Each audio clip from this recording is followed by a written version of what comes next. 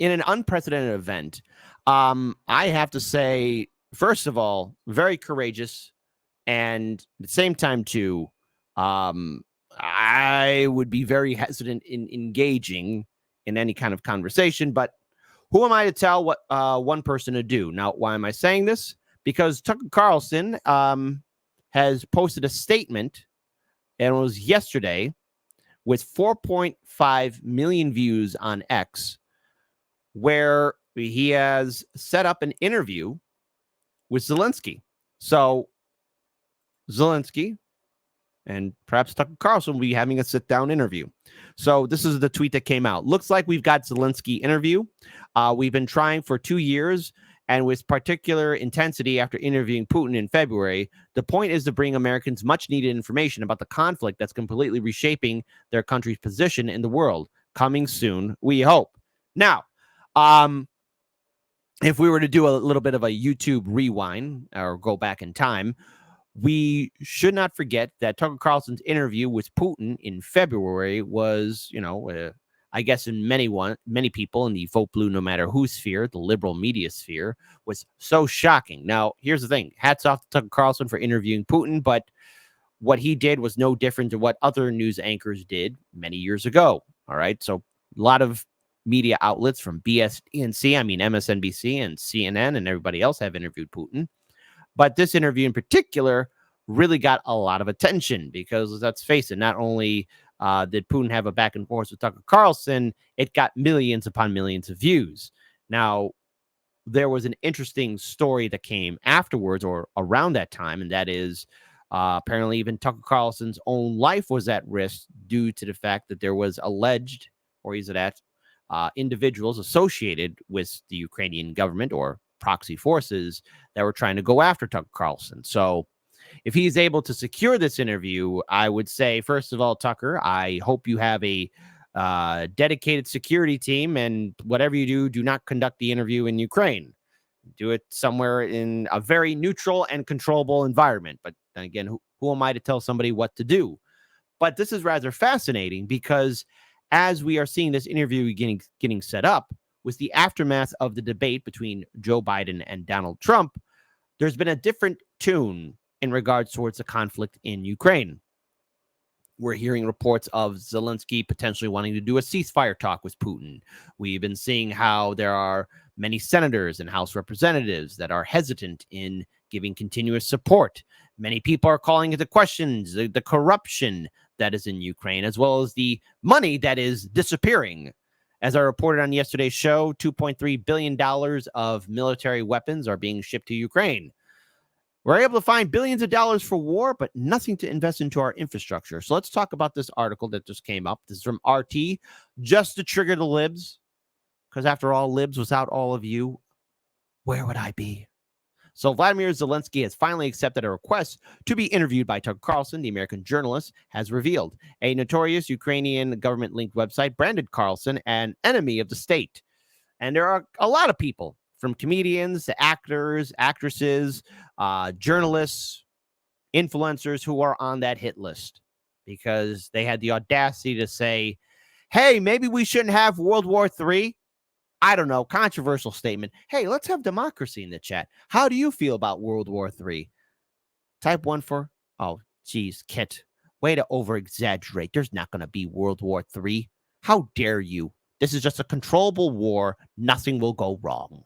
Type 2, I'm glad people are speaking out because I don't want the sequel we've all been dreading, World War III, because we're all going to be dead. The survivors will envy the dead. I wonder how many twos will get in the chat. And people say I rig my elections. I don't.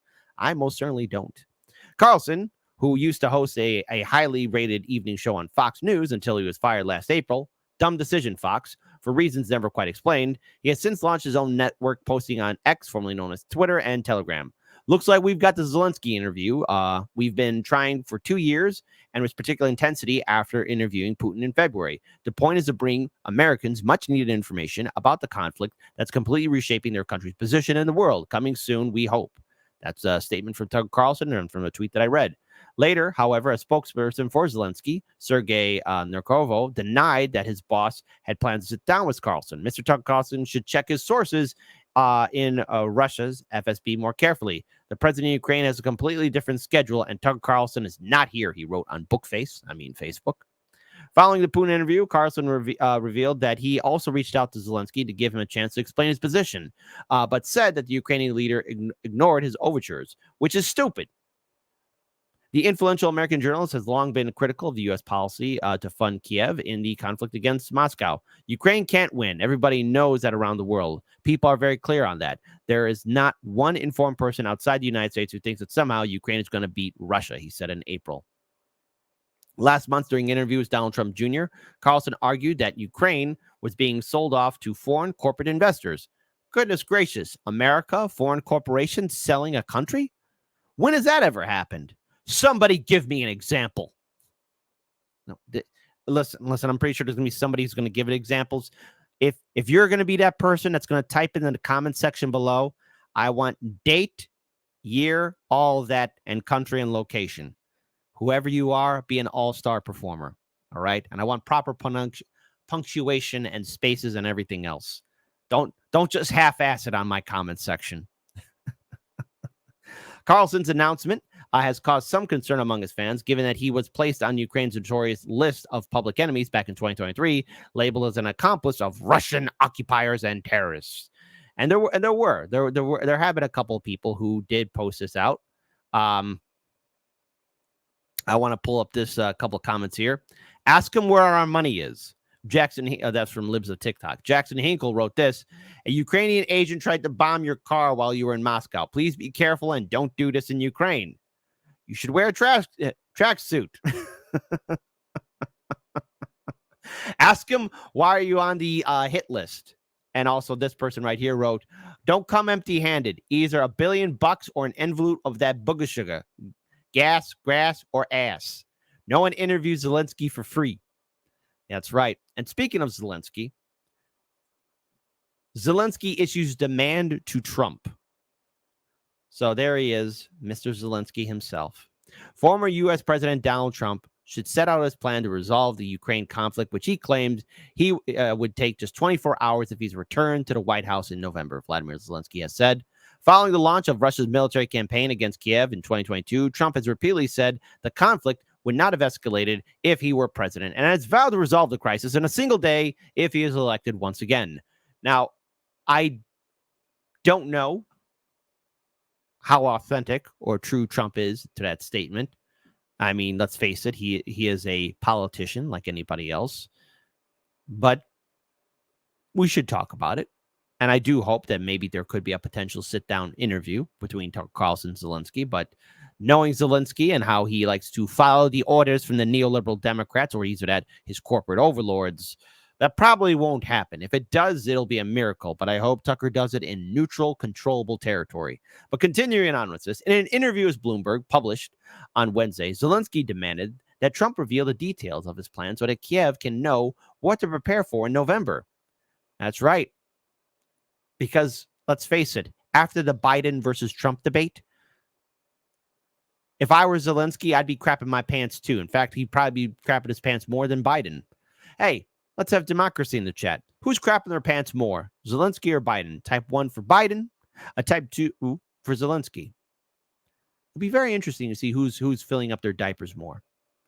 I would like to know what it would mean to finish a war fast, he said, insisting that if Trump knows how to end this war, he should tell us today, because if there are risks to Ukraine's independence and there are risks that we lose our statehood, we want to be prepared for this. Zelensky further explained that Kiev needed to understand whether it would have the powerful support of the U.S. in November in the event Trump's reelection, or if it would be all alone. According to Bloomberg's Anne-Marie Horton, who conducted the interview, Zelensky indicated that his team was ready to meet with Trump to go over his proposals. Already, people are saying, okay, Trump, you're going to be president, which at this point, come on. We got to be serious here. Don't worry. We're going to be talking about Biden later on in this show. Last month, Reuters reported that Trump advisors had drawn up a roadmap for peace in Ukraine that would include an initial ceasefire based on the battle lines during peace negotiations, while Kiev would not have formally ceded any disputed territories to Moscow. As part of the plan, Russia would also reportedly receive a promise that Ukraine's NATO accession talks would be put on hold, which is kind of being the case right now. They're an unofficial, maybe by association member of NATO, but that's never going to happen. Well, Moscow did not dismiss the plan outright. Kremlin spokesperson Dmitry Peskov noted that the plan of any that the value of any plan lies in the nuances and in taking into account the real state of affairs on the ground. So, what can we take away from this? Well, first of all, it would be interesting to see Zelensky being put in the hot seat, speaking and interviewing with Tucker Carlson.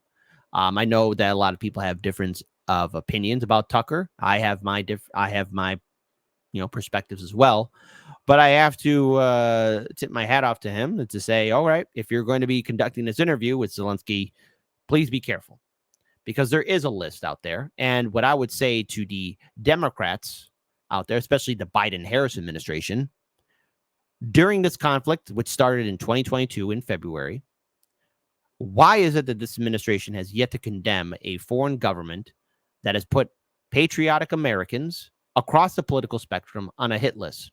Now, this hit list that's in Ukraine of U.S. citizens, these U.S. citizens are either conservative or Democrat, liberal, Republican, socialist, libertarian, comedians, actors, actresses, directors, you have politicians, journalists, everyone across the spectrum that's been critical of this war in Ukraine has been put on that hit list. And shame on the Biden-Harris administration for not saying anything or doing anything to stop it. And I do hope that this interview does take place. But if it doesn't, Zelensky and everyone else that's been, all on board for this war, what does a true peace plan look like? Because no matter what's going to happen, November is creeping closer and closer. And there is a very good chance that Biden will not be reelected and that Trump will be ascending to the White House. What does peace look like? Will there be a ceasefire? Or will the tragedy of man's inhumanity to man, as we goose step and march closer and closer to World War III, does anybody have a plan? Because once those nukes launch, that's it. We're never recovering. Humanity will be a shell of its former self. And I don't think anybody wants to see that.